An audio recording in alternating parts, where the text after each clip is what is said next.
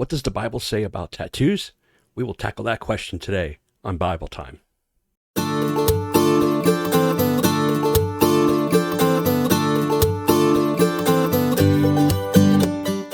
Good morning, everyone, and thank you for joining me for Bible Time.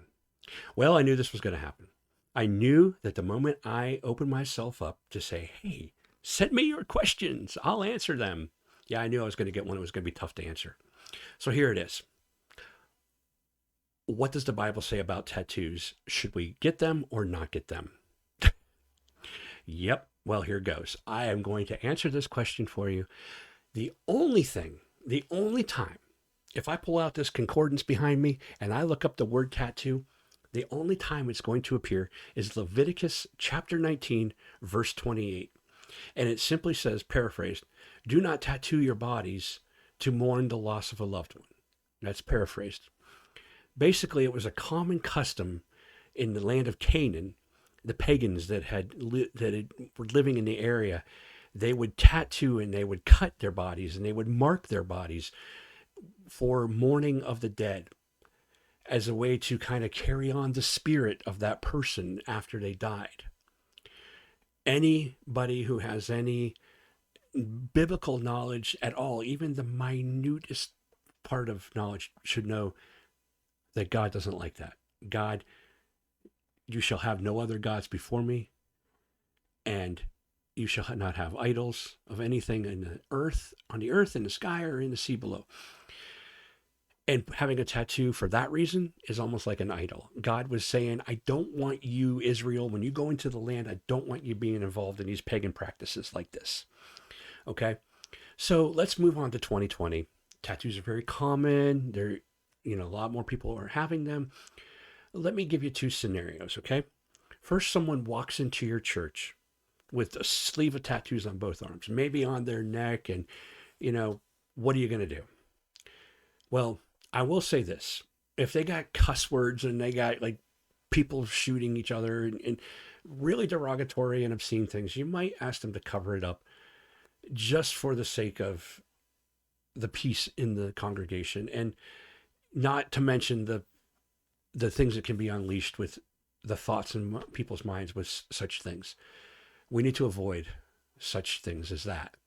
But if they come in and they got flowers or they got a heart with their initials in it or things like that, or just a sleeve full of flowers or whatever, if you chase them out of the church, you should be chased out yourself.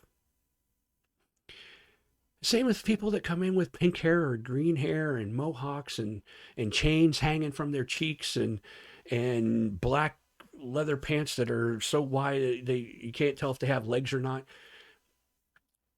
1 Samuel chapter 16, verse 7, God says to Samuel that he's rejected David's brother because he says, I don't look at the outward appearance, I look at the heart. And we would do so well to look at the heart of the person as well. Because I know people who are in ministry who are very trusted teachers, prophets, apostles, evangelists. I know this one evangelist in northwestern Ohio, got tattoos on his arms and partially on his neck. But man, that dude can preach. It's not about what's on the outside. I don't know his story. I don't care to know his story. And it's not for me to judge whether or not that person has a tattoo. And I know it's hard for us at times to look past the things that we don't agree with. But it would do well for us if we can look past the person on the outside, see the person the way God sees them, and embrace them with the grace of God that he has given. Then we would do well for that person. But too often we don't see past the tattoos. But what does the Bible say? I mean, okay, if you want to get a tattoo, here's what I would say to you. Ask yourself, am I getting this because I want to draw attention to myself? 1 Peter chapter 3 tells us not to do that. Am I doing this because I want to rebel against my parents? Ephesians chapter 5 tells us not to do that. Are we getting this to to be a remembrance of someone who's passed on, Leviticus 19:28 tells us not to do that. What I'm getting at is, what's the motivation behind a tattoo? Take that to God. If you have no feelings that God is telling you, don't get that tattoo, or that it's okay to get that tattoo or whatever, then by all means do it.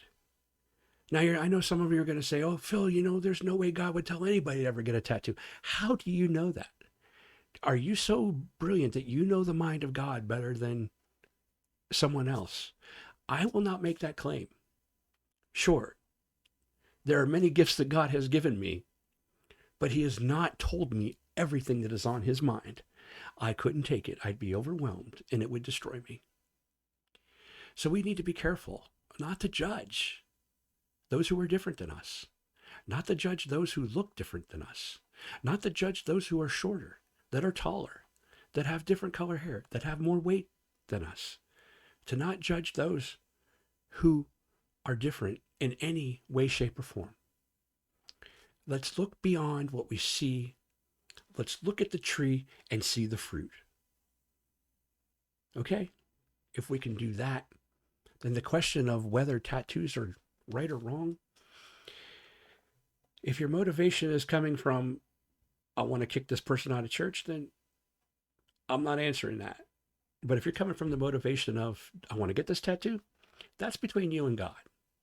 And that's, God sees beyond the person you are now.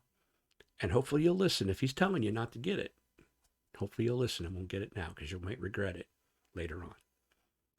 But that's that. That's what the Bible says, and that's all I can say. Thank you for joining me for Bible time. I'll see you again next week. God bless.